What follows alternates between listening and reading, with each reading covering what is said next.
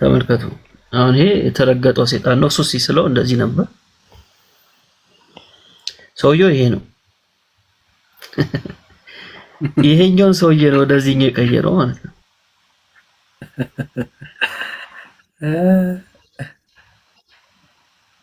እያየሁ ነው የፊቱ እንትን እና ሰይጣኑን ጠየቀው ማለት ነው።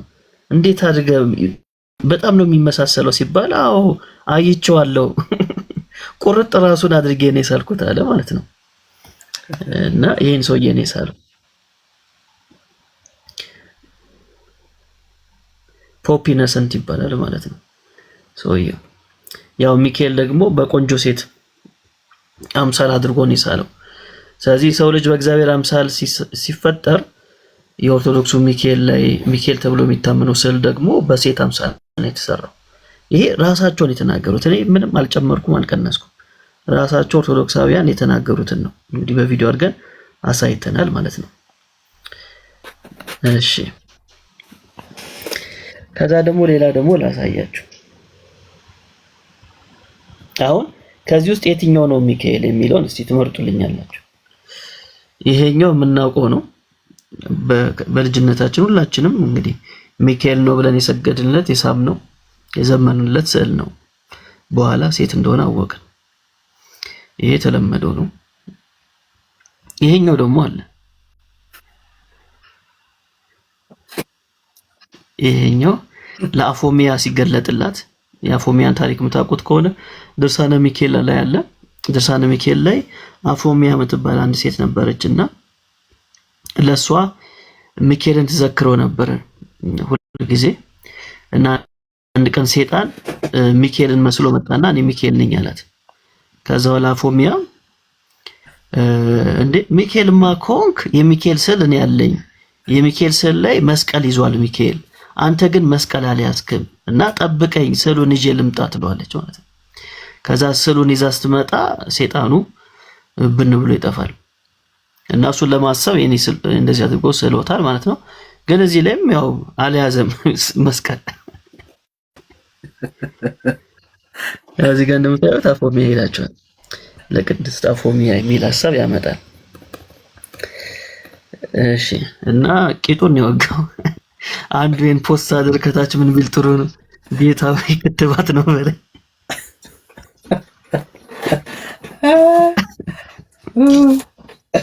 እና የኛ ስራ አይደለም። በነገራችን ላይ እናንተ ናችሁ የእግሩ አቀማመጥ ምናምን ነገር እና የቀለዳችሁበት ነው። በነገራችን ላይ ከቀልዱ ባለፈ ታላቅ በሆነው የመላእክት አለቃ ታላቁ ሚካኤል እሱ ላይ እያሾፋችሁበት ነው። እኛ አይደለም እየቀለድን ያለ ነው። እናንተ ሚካኤልን እንደዚህ አድርጋችሁት ስትስሉ በቃ በጣም ነው ሚካኤል ላይ እያሾፋችሁ ያላችሁት። በጣም ማለት በጣም ይሄ ሚካኤልን ማክበር አይደለም። አሁን እኮ ለዚህ ስዕል የሚሰግድ በጣም ብዙ ሰው ነው ያለው የሚደፋለት። እንደዚህ ብሎ ነካ ነካ አድርጎ እጁን የሚስም ስዕሉን የሚስም ወደዚህ የሚጸልይ እኮ በጣም ብዙ ነው ያለው። አለባበሱስ እንዴት አየከው? ሜላ እሱ ለየት ይላል። እሱ ለየት ይላል። እሺ ሌላ ደግሞ ላሳያችሁ። ይሄ ደግሞ የኢስተር ነው። የኢስተር ሚካኤል ነው። ደግሞ ተመልከቱት። እያያችሁት ነው። ወደ ኢስተርን ኦርቶዶክስ ደግሞ ስንመጣ ያው ናቸው፣ ምንም ለውጥ የላቸውም እኮ። ወደ እነሱ ስንመጣ ደግሞ ሚካኤል እንደዚህ አድርጎ ይስሉታል። እዚህ ጋር ሰው ይታያችኋል።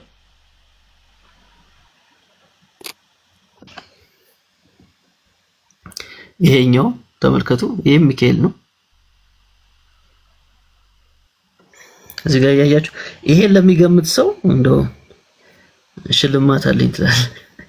ይሄን ስል ሰጠዋለሁ። ይሄን ለገመተ ሰው ማን ነው? የሰውዬ ሚካኤል የረገጠው ሰው ማን ነው? እንዲህ በሁለት እግሩ የቆመበት። ይሄና ይሄ አንድ ነው።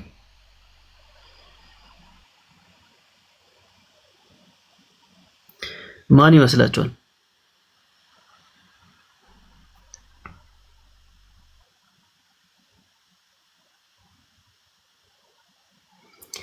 ማን ይመስላችኋል ሚካኤል የረገጠው?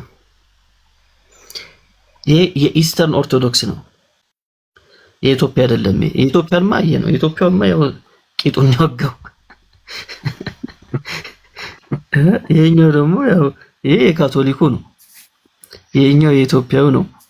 ሌላው ስልም ቢኖር ይሄኛው ግን ከታች ያለው አዛውንቱ እዚህ ጋር ሚካኤል በሁለት እግሩ ቆሞበታል። እዚህ ጋር ደግሞ እንደምታዩት በእጁ ምን ይዟል? ያው ነፍሱ መሆኑ ነው። የዚህ ሰውዬ ነፍስ ነው። አፈወርቅ ነው ቴዳ ማን ነው አፈወርቅ?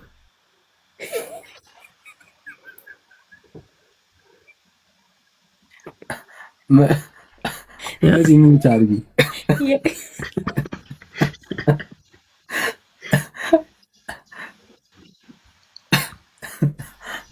የሚገምት የለም። ያሳዝናል። ማን መሰላችሁ? ሉቃስ ወንጌል ምዕራፍ 16 ላይ መሰለኝ አላዛርና ሀብታሙ ሰውዬ ያለው አይደል? እሺ የሀብታሙ ሰውዬ ነው።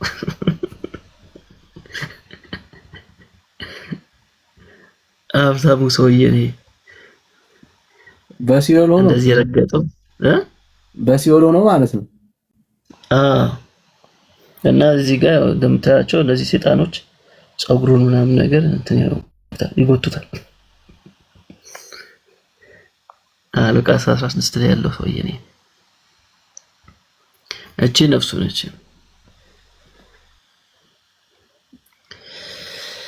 ሌላ ደግሞ ይሄ ነው። ይሄም እንግዲህ የሚካኤል ስዕል ነው ተብሎ የሚታመነው ቅድም ያደረገው ሰው ሜላ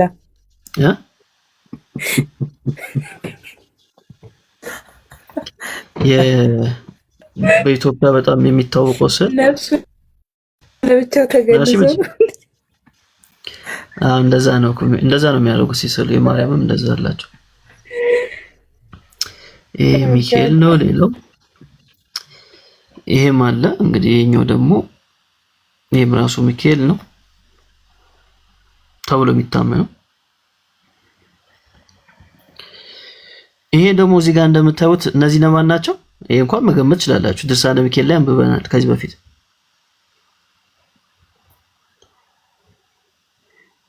እነማን ናቸው እነዚህ? ሙሴ በባህር ከፍሎ ሲያሻግራው እና ግብፃውያን ሲሰጥሙ እና ያሻገራቸው ማን ነው ተብሎ የሚታመነው? ሚካኤል ነው ተብሎ የሚታመነው። ያው ድርሳነ ሚካኤል ላይ ያለው ማለት ነው።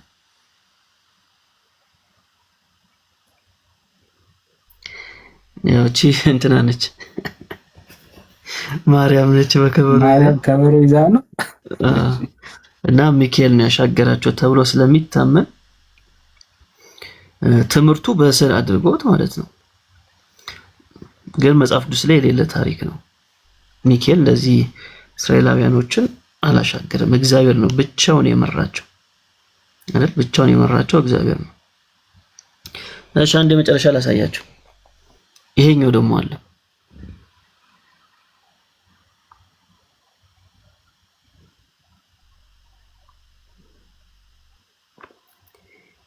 ይሄኛው ደግሞ አለ እና ከዚህ ሁሉ የትኛው ነው የቅዱስ ሚካኤል ስዕል? የትኛውን ነው የምትቀበሉት? በየትኛው ትውፊት የትኛውን ነው የምትቀበሉት ብለን እንጠይቃለን ማለት ነው። እንደፈለጋችሁ አድርጋችሁ ትሳሉት። ግን ለዚህ ነገር ስትሰግዱለት፣ ሻማ ስታበሩለት፣ ስትስሙት በረከት እናገኝበታለን ስትሉ፣ በየጽዋው ማህበር ተሸክማችሁ ስትዞሩ ይሄ ባዕድ አምልኮ ነው። ይሄን በደንብ መናገር እንችላለን። ለሕፃን ልጅ ኮኔ ሳላችሁት ኦኬ፣ ለሕፃን ልጅ ማስፈራሪያ ወይም ማስተማሪያ እሱ ችግር የለውም። ግን ይሄን ለዚህ ስል ስትሰግዱ፣ ሻማ ስታበሩለት፣ ፊቱ ቆማችሁ ስትጸልዩለት እሱ በቃ የባዕድ አምልኮ ይሆናል ማለት ነው። ጣዖት ይሆናል ማለት ነው። ይሄን የተቃወምን ያለ ነው። ስለዚህ የራሳችሁ ስዕል ነው። የኛ ምንም የሳልነው ስዕል ሜላ ከስሩ ምንድን ነው ያለው? ዝሆን ነው ዝሆን ነው ከስሩ ያለው ምንድን ነው? ዝሆን የምን ዝሆን? ሴጣን መሆኑ ነው እንጂ እንዴ ጸጉሩ ጎፈሬ ነው፣ ከታች ማማ ዝናሽን ይመስላል እያሉ ዛሬ እና ይሄን ይመስላል። የምታመልኩትን ስዕል ምረጡ ነው እንግዲህ። ጊቭ ሚ ፍሪደም እስቲ እንደ ልቤ ልጠይቅህ። የለኝም በላ ብራዘር እንዳለው። እሺ በቃ የለኝም፣ እኔ ልጠይቅህ። የለኝም በቃ እሺ ልጠይቅህ። እስኪ መልስልኝ። አሁን ስለ ስዕል የተነሳው መልስልኝ። ስዕል ምናምን አትበልኝ። ቆይ መልስልኝ ፕሊዝ። ስሜታ ይሆናል ብራዘር። አይ ነው ሊያበሳ ዛሬ አይደለም ባይዘው 2 ቀን እንቅልፍ ላተኛ ትችላለህ። እሺ አልተኛም። አንዴ ልጠይቅህ። ስሜታ ያትሆን ርዕሳችን ላይ ማውራት ትችላለህ። ሜላይ ከርዕሱ ውጭ ነው ማውራት ስለሌለው ርዕስ አታስቀይረንም። ከርዕሱ ውጭ ማውራት እፈልጋለሁ ፕሊዝ። ዛሬ ነው ርዕስ አታስቀይረንም ወራጅ። የምሬን ነው እኮ እኔ እወድሃለሁ። የምሬን ብራዘር፣ እኔም እወድሃለሁ፣ በእውነት እወድሃለሁ። የምሬን ነው ማለት ግን ዩ ጋይስ በጣም እያሳዘናችሁኝ ነው በእውነት። አይዞ ብራዘር፣ ጌታን አይዞ። ልንረዳ የምንችለው አይዞ በማለት ብቻ ነው። ልታዘን ትችላለህ፣ ግን አይዞ ብራዘር መጽናናት። እኔ አሁን እኔ ገብቼ አላውቅም ቲክቶክ እንደዚህ ላይቭ ላይ ገብቼ ተከራክሬ አላውቅም። ኢትስ ማይ ፈርስት ታይም። አዎ ጥሩ ነው። በቃ ይሄ መልካም ጅማሬ ነው። ናትሻይ በጣም መልካም ጅማሬ ነው። እና እስኪ ልጠይቅህ ፕሊዝ። እሺ ሜላ አለ እስኪ ይጠይቀው የሚል አንድ እዚህ ሰው ውስጥ አይ ሰው በቁጥር ብዛት አይደለም እኮ ብራት፣ በቁጥር ብዛት አይደለም። ርዕስ ላይ ጥያቄ ካለ ሜሎስ አንተ ልጠይቅህ ፕሊዝ። ከዛ አውራው። እሺ ርዕሱ ላይ ነው? ርዕሱ ላይ አይደለም እንዴ? ርዕሱ ላይ ነው። ጥያቄ ካለ ከርዕሱ ውጪ ልጠይቃችሁ እስቲ። እናንተ ከኔ በእውቀት ትበልጡ አይደለ እንዴ? አይኛ በርዕስ ነው ሁሉ ጊዜ ስንገባ በርዕስ ነው የምንገባው። ለምን መሰለህ አሁን አንተ አይደለም። አይ ቆይ የኛንም ፖይንት ተረዳ። አሁን አንተ መተህ ከርዕስ ውጪ ብትጠይቀን ሌላው ደግሞ ይመጣና እሱም ከርዕስ ውጪ ይጠይቀናል። ለአንተ ፈቅደን ሌላው ደግሞ እምቢ ማለት አንችልም። እንደዛ ከሆነ በቃ አንድ ጎል ይዘን ነው የምንመጣው። ላይ ስንመጣ ይገባኛል። ላይ ነው ከወጋችሁ እንደማይሻር አውቃለሁ። ግን ለኔ ብላችሁ እስቲ አንድ ጥያቄ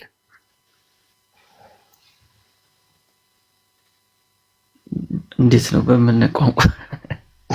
አንድ ጥያቄ ልጠይቃችሁ። ለምን ትፈራላችሁ? ልጠይቃችሁ። በቃ ፈርተናል፣ በጣም ፈርተናል። ጥያቄ ከባድ ነው ስለሚችል በጣም ፈራን። እናቴ እኔ እንደዚህ እንድትሉኝ ነው የምፈልገው። በቃ ፈራን በጣም። አመሰግናለሁ። ደህና አደሩ። አትፍሩ። ለሌላ ጊዜ ጥያቄ መጠየቅ ብቻ ሳይሆን መመለስም አለባችሁ። እሺ መምህር አይደላችሁ እንዴ እናንተ? እኛ በጣም ፈርተናል። እውነት ምን ይሻለናል? ቴንክ ዩ ሜሎስ። ሰማችሁ አይደል? ከስር ያላችሁ ሰምቷል። በጣም በእናትህ ጥያቄ በጣም ፈርተናል። ጌታ ይባርካችሁ። አሁን አውርዱኝ። በቃ በሰላም ተኛለሁ። በቃ ሰላም ተኛ ወዳጄ። እንኳን ሰላም አገኘ። ቴንክ ዩ ስለራራለት ስለራራለት ቴንክ ዩ። ሁለቴ ተጨምቆ በቃ እንዴት አድርጎ ይተኛ።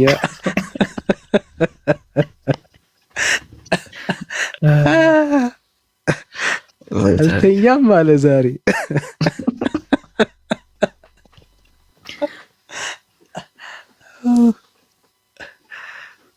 ቴንክ ዩ ሜላ። እውነት ወይ ናቲ።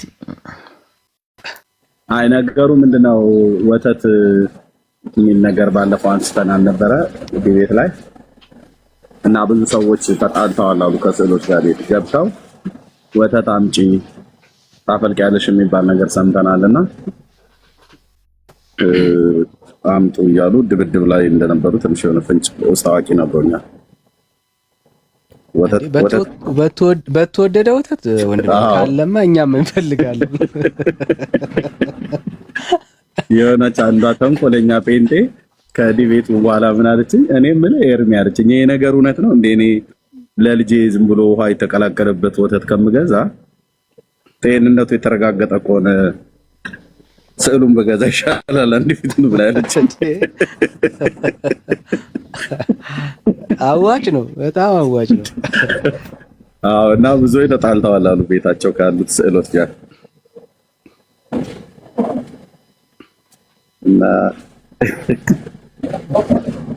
አንዷ ምን ነበር አንዷ ደግሞ እንደያልከኝ እኔማ አርጎ ቤት ልከፍት ፈልጌያለሁ እንደዚህ ከሆነ ምናምን ብለው ብቻ በዛ ሰሞን ላይ በጣም ነበር ስለ የነበረውና የሚጻፍልኝ ሜሴጅ በውስጥ እና አርጎ መክፈት አርጎ ቤት መክፈት ቻዳሉ እንደዚህ ያረሳቸው ነው። ኤኒዌይ ኦርቶዶክሳውያን ከስዕላት ጋር በጣም የቅርብ ወገኖቻቸው እንደሆኑ ይታመናል።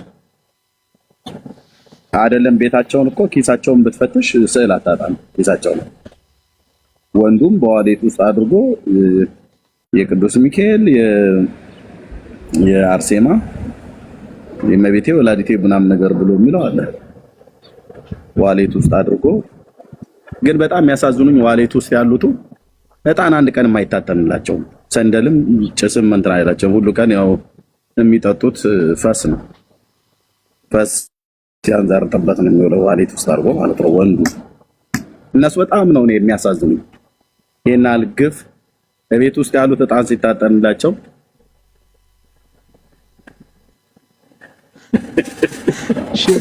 ሽቶ ሲቀቡ እነኚህ ግን ሁሉ ቀን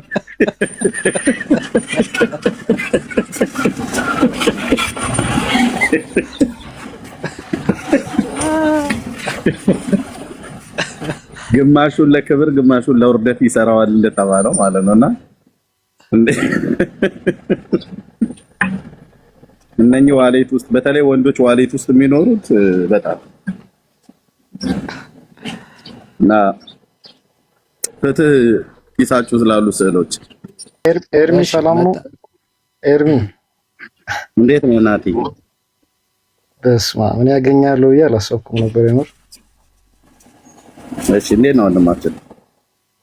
እግዚአብሔር ይመስገን። እንዴት ነው? ደህና ነኝ። እንተዋወቃለን። እንደዚህ ትገኛላችሁ ማለት ነው። እኔ እንደዚህ ከፈለገ ጋር ምናምን ነው ማለት ላይ ሪከርድ ላይ አቬለብል ነው ማለት ነው አለው። ቀደም እኮ ልጠይቃችሁ ፈልጌ አስወረዱኝ። ከርዕሳችን ውጭ ያሉ ምን ልጠይቃችሁ ነው? አንተ ልጠይቀው ርዕስ አለ አይደል? እቤቱ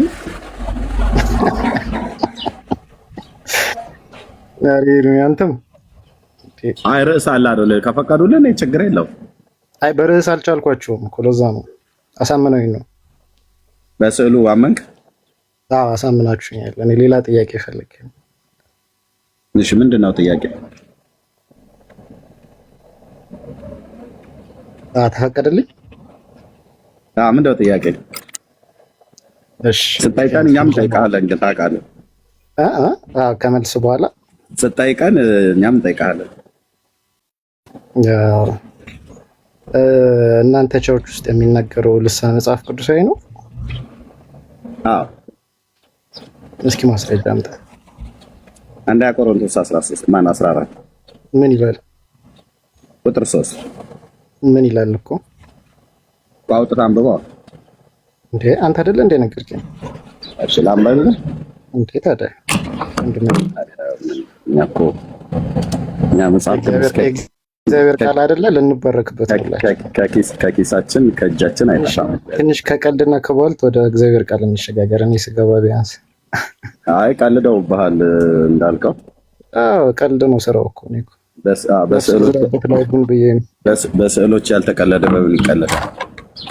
አሁን ወደ እግዚአብሔር ቃል ይሻላል። ለሰውም ጥሩ ትምህርት እንድንሰጥ። እሺ ትልቁ ላይ አድርገኝ ወንድምነት።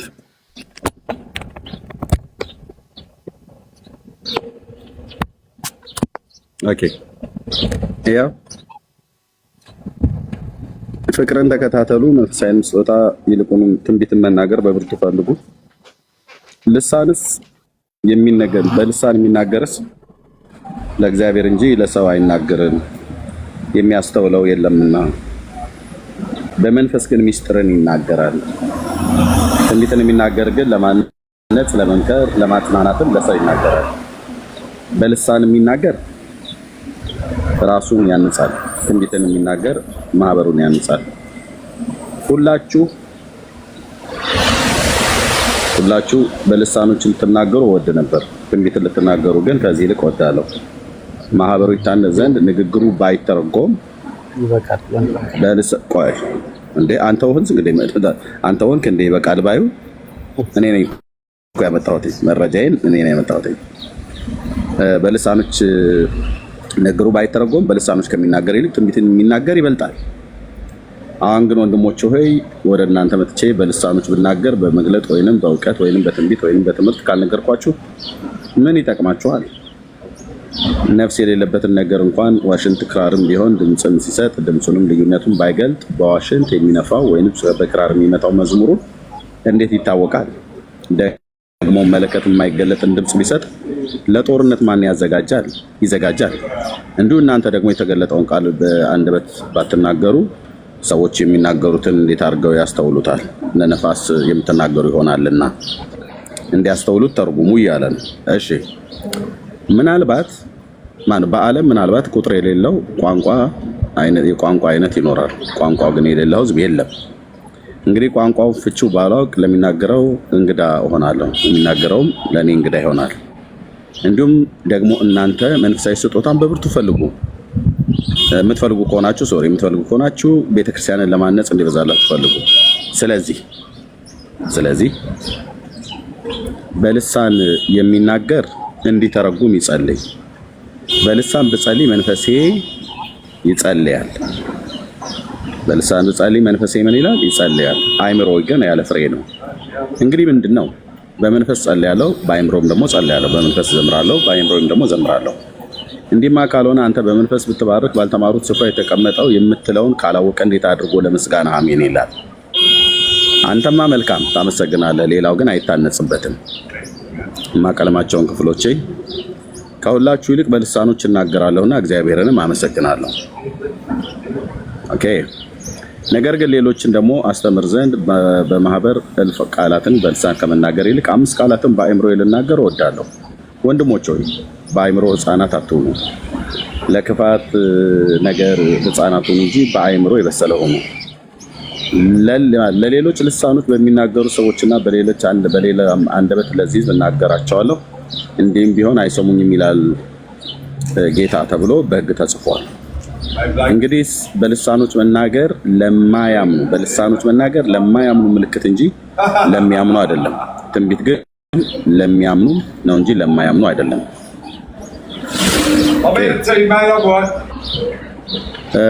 እንግዲህ ማህበሩ ሁሉ አብረው ቢሰበሰቡ ሁሉም በልሳኖች ቢናገሩ ያልተማሩ ወይንም የማያምኑ ሰዎች ቢገቡ አብደዋል አይሉምን? ሁሉ ትንቢትን ቢናገሩ ግን የማያምን ወይንም ያልተማረ ሰው ቢገባ በሁሉ ይወቀሳል፣ በሁሉም ይመረመራል። በልቡ የተሰወረ ይገለጣል። እንደዚሁም እግዚአብሔር በእውነት መካከላቸው ነው ብሎ እየተናገረ በፊቱ ወድቆ ለእግዚአብሔር ይሰግዳል። እንግዲህ ወንድሞች ሆይ ምንድነው? በምትሰበሰቡበት ጊዜ ለአንዱ መዝሙር አለው፣ ለአንዱ ትምህርት አለው፣ ለአንዱ መገለጥ አለው፣ ለአንዱ ልሳን አለው፣ ለአንዱ መተርጎም አለው። በልሳን የሚናገር ቢኖሩ 2 ወይንም 3 ሆነው በየተራቸው የሚናገሩ አንዱ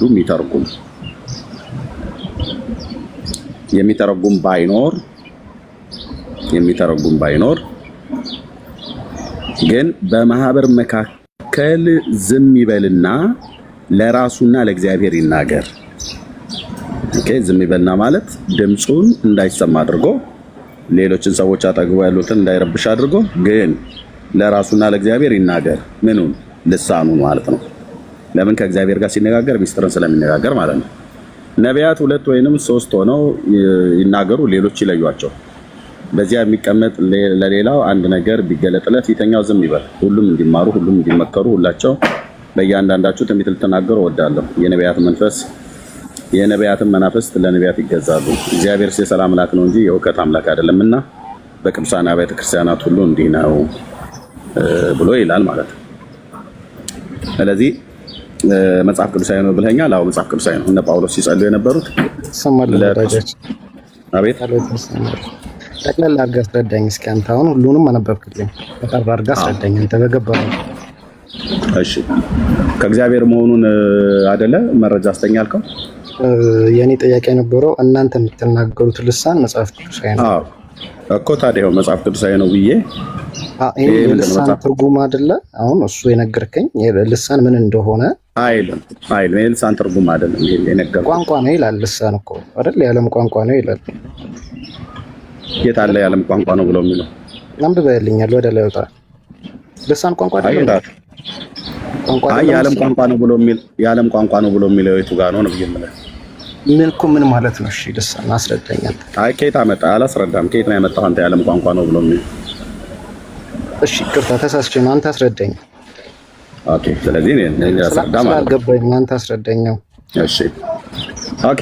የዓለም ቋንቋ የሆኑ ልሳናት አሉ። በሐዋርያት ሥራ መጽሐፍ ምዕራፍ 2 ላይ በበዓለ ሃምሳ የነበሩ ሰዎች ሲጸልዩበት የነበረው ቋንቋ ማለት ነው።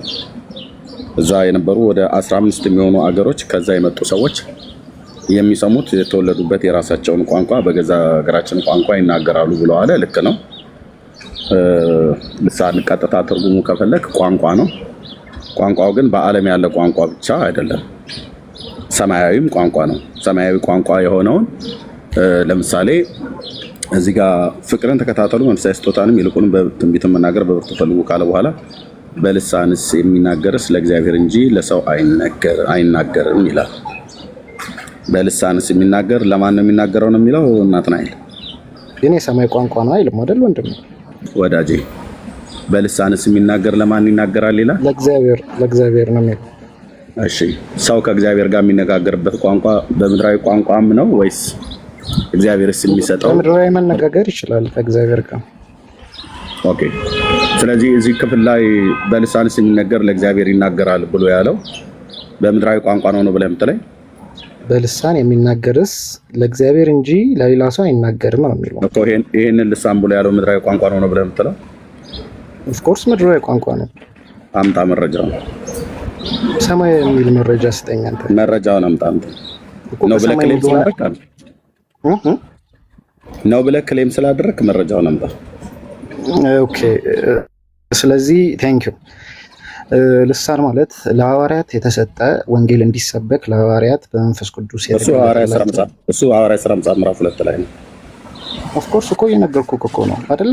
እሱ ሐዋርያት ሥራ መጽሐፍ ምዕራፍ 2 ላይ ነው። የ15 ሀገሮች ሰዎች በራሳቸው በተወለዱበት ቋንቋ እንሰማለን ብለው ያሉ ከጳርጤ፣ ከሜድ፣ ከኤላሜት፣ ከአረብ ሀገሮች፣ ከቀሬና፣ ከሌሎች ሀገሮች ሁሉ ጭምር የተሰበሰቡ ሰዎች እዛ የሚሰሙት የነበሩ ነው።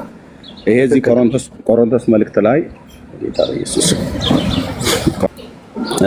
እሺ ስለ ልሳን አንተ መረዳቱ እውቀቱ አለህ? ኦፍ ኮርስ አለኝ። አዎ። እሺ በልሳን ትናገራለህ? ልሳን ማለት ቋንቋ ነው ብዬ ነው የማምነው። እኔ መቼ እንጀራ ነው አልኩ ትናገራለህ ወይ ነው ያልኩ። እናንተ የምትናገሩትን ልሳን አላምንበትም። እሱ ልሳን እኔ እኛን አይደል የእኛን ልሳን ትናገራለህ አልኩ። የእናንተን አንተ የምታውቀውን አዋቃለሁ ብለህ ስላልከኝ ትናገራለህ ወይ ነው ያልኩ። እውቀቱ ካለው ሰው መማር በጣም ተገቢ ነው ብዬ ነው። አይ አልናገርም። አትናገርም? ለምን? ከጥያቄ ጋር ያገናኘዋል። ለምን እኮ እኔ እኛን ፐርሰናል አይደል የጠየቀን። እኔም ደግሞ አውቃለሁ ብዬ እውቀቱ የለኝም። በእውቀት ነው የሚገኘው። ኦፍ ኮርስ እና በእግዚአብሔር ጸጋ ነው የሚገኘው። በእውቀት ነው የሚገኘው። በእግዚአብሔር ጸጋ ነው የሚገኘው። በእግዚአብሔር ጸጋ ነው የሚገኘው። እግዚአብሔር እውቀቱን ሲሰጥ። እሺ በእግዚአብሔር ጸጋ ነው ያገኘኸው ወይስ አንተ በእውቀት ነው ያገኘኸው? አለኝ ብለህ ያልከው አለኝ አውቃለሁ ብለህ የለኝም ነው ያልኩት። አውቃለሁ እኮ አልከኝ። በፍጹም አውቃለሁ እኮ ነው ያልከኝ። እዴ ልሳን አውቃለሁ አልከኝ። የእናንተን ሳይሆን እኔ አውቃለሁ አልከኝ። የእናንተን አላምንበትም ነው ያልኩት። የእኛን ማጠየቀህ ያንተ አውቃለሁ ብለህ ያልከኝ አልናገርም አልኩ። ልሳን ትናገራለህ ወይ? ልሳን ታውቃለህ ወይ ብዬ ስለ ምንድን ነው ያልከኝ? አዎ አውቃለሁ አልከኝ። ትናገራለህ ወይ ስለ አልናገርም አላውቅም። አሁን ከርዕሱ ጋር ምን አገናኘው? ብራዘር በደንብ ነው እንጂ ምን ስለ ዳቦ አይደለም የምናወራው፣ ስለ ልሳን አይደል የጠየቀኝ? አሁንም ስለ ልሳን ነው የምናወራው። አስረዳኝ እኮ ነው የጠየቅኩህ ነው። እኔ የምጠይቅሃለሁ እኮ ብያለሁ ቅድም ታስታውስ መግቢያ ላይ። እሺ ጠይቀኝ። አዎ ይኸው እየጠየቅኩህ ነው። ልሳን አንተ ትናገራለህ ወይ ነው ያልኩህ። አልናገርም። ክርስቲያን ነህ አይደል? ነኝ። አንደኛ ቆሮንቶስ 14ን ታምነዋለህ? ምንድን ነው የሚለው? አንብባ። መጽሐፍ ቅዱስ ያለው በቃ መጽሐፍ ቅዱስ ስትይዝ ነው እንዴ? እንደዚህ ያለ እንዴ? አታስረዳኝም እንዴ ኤርሚያስ? እኔ ለምን አስረዳለሁ? እንድንታይቅ እኔ አስረዳው ከፍቻ ነበብኩልህ። ያነበብኩልህ እንኳን አንደኛ ቆሮንቶስ 14 መሆኑን አታውቅም። አንደኛ ቆሮንቶስ 14 ምን ይላል ብዬ ስልህ ቅድም ያነበብኩልህ አንደኛ ቆሮንቶስ መሆኑን እንኳን አታውቅም። አይ ብራዘር የተነበበልህ አንደኛ ቆሮንቶስ 14 አውጥቼ ያነበብኩልህ። አንደኛ ቆሮንቶስ 14 ምን ይላል ብዬ ስልህ ምን ይላል አልከኝ። አውጣና አንብብልኝ አልክ። ቅድም አንብቤልሃለሁ። አንደኛ ቆሮንቶስ 14 ቅድም ያነበብኩትን ታምናዋለህ አንተ? ክርስቲያን እንደመሆን መጣን በደንብ ነው። ክርስቲያን ነህ? ኦፍ ኮርስ ነው። እንዲመለስኩልህ እኮ። እሺ ይሄ በቋንቋ የመናገር በልሳን የሚናገሩት በዛ በሐዋርያት ሥራ መጽሐፍ በበዓለ ሃምሳ በነበሩ በሐዋርያት ላይ ብቻ ነው አይደል የወረደው? ኦፍ ኮርስ ነው። ከዛ በኋላ የለም አይደል? ከዛ በኋላ የለም አይደል? ከዛ በኋላ የለም ማለት ተቋርጧል አይደል? ምን ነው ተቋረጠው? ልሳን ስጦታው እንደየጸጋቸው መጠን ነው። ፈጠን አድርገው።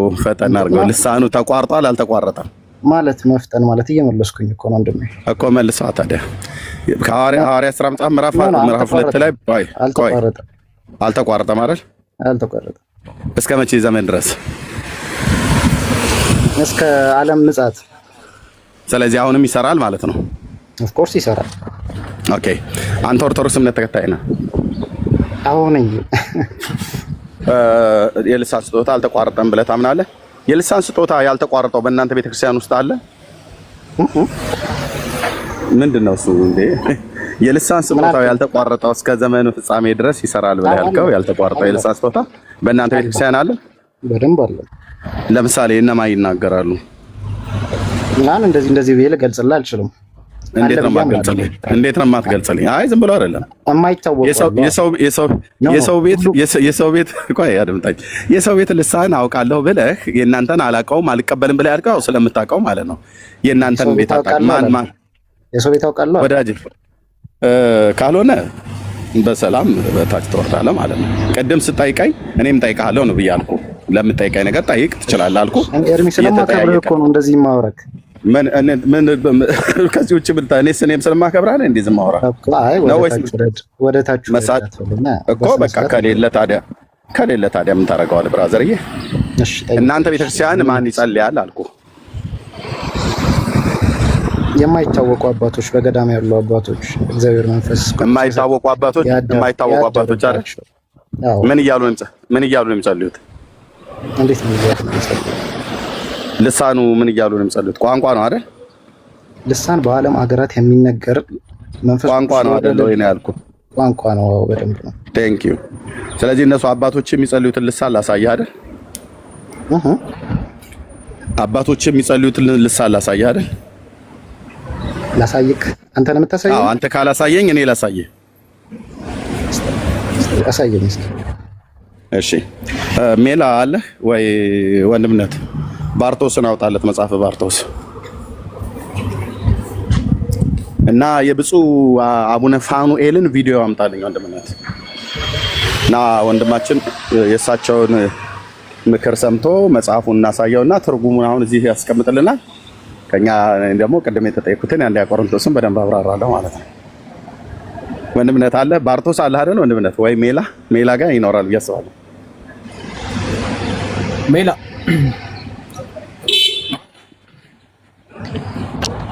ባርቶስ ስቱዲዮ ነው መሰለኝ ያለኝ፣ እርግጠኛ አይደለሁም። የሚሻባ ስቱዲዮ እኔ ውጪ ነኝ ያለሁት፣ ከቤቴ ርቄ ነው ያለሁት። ፒክቸር ይሄ ነው መጽሐፉ።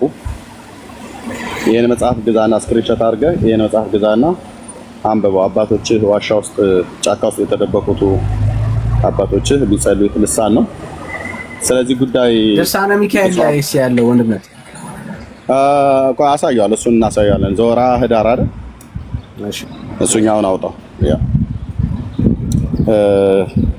ይሄኛው መጽሐፍ ግን ሞር አለ። ኦኬ እንትንስ ወንድም ማነው አርጋኖን አላችሁ? ሜላ አርጋኖን ሳለ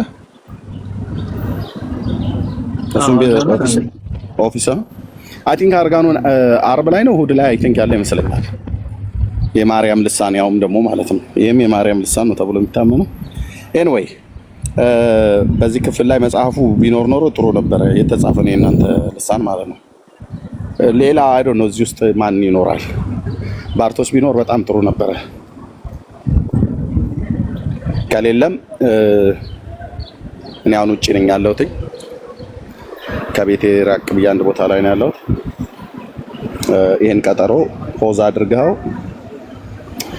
ማነው ይሄን ጥያቄ ፖዝ አድርገው መጽሐፉ ባለበት ሜሎሳት አላገኘለት ነው። የእናንተ አባቶች ግን እንዳልከው በዋሻ ውስጥ ተደብቀው ከነ መኖራቸውም ጭምር የማይታወቁ ሰው ማያያቸው አባቶች ነው ያልከው። ሰው ማያያቸው ጭራቆች ናቸው እንዴ? እነሱ ጫካ ውስጥ ተደብቀው ምን ያደርጋሉ? ኤኒዌይ ግን በስነ ስርዓት አናወራም ወንድሜ። አይ ጭራቅ ነው ጫካ ውስጥ የሚደበቅ ምን ያደርጋል? ሰው ማያያቸው ብለህ ስትል ጭራቅ ናቸው ነው ያልከው ወዳጅ። ሰው ማያየው እኛ እናቶቻችን አባቶቻችን ሲያስተምሩን ሰው ማያየው ጭራቅ ነው የሚባለው። መቼም ሰው ሰውን ያያል። መላእክት ያለው መላእክት ናቸው እንዴ? እነኛ ጫካ ውስጥ ያለው አይ መላእክት ጭራቅ ነው መላእክት ናቸው እና ያንተ አባቶች አይ መላእክት ጭራቅ ናቸው ወይ? ያንተ አባቶች መላእክት ናቸው ወይ ነው ያልኩት። ሰው የማያየው በሙሉ ጭራቅ ነው ስላልክ ነው መላእክት ያለው እንጂ ሰው የማያየው ሰው ጭራቅ ነው ተብሎኛ ያደግነው እንጂ መላእክት እንኳን ማውነኛ አይደለ? እሺ ከታችሁ ብራዘር፣ መላእክትና ያንተ አባቶች ምን ያገናኛቸው? መላእክት ለሰው ልጆች በሚገለጡበት ሰዓት ላይ በሚገለጡበት አካል አለ። ለሰው ልጆች በተገለጡበት ሰዓት ላይ ያንተ አባቶች እኮ ምንድነው የድንጋይ ቆብ ተሰፍቶላቸው በዋልድባ ገዳም በመሬት ውስጥ ተቀብረው እስከ ምጽአት ድረስ ተጠበቁ ተብለው የተቀመጡ አሉ ብሎ ያ ተረታሙ ቄስህ ዘበነ ሲያወራ ነበር። እና እንደነኛ ሰዎች ደግሞ ሰውን ካላየው ጭራቅ አይታይም እየተባለ በልጅነታችን ቤተሰቦቻችን ሲነግሩን ያደግንበት አለ።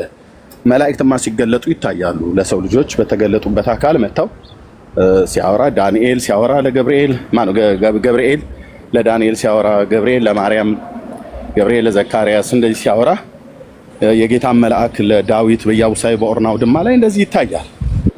የጌታን መልአክ ለራሱ ለኢየሱስ የሚያበረታው መልአክ ታየው ተብሎ እንደዛ እንደተጻፈ ማለት ነው።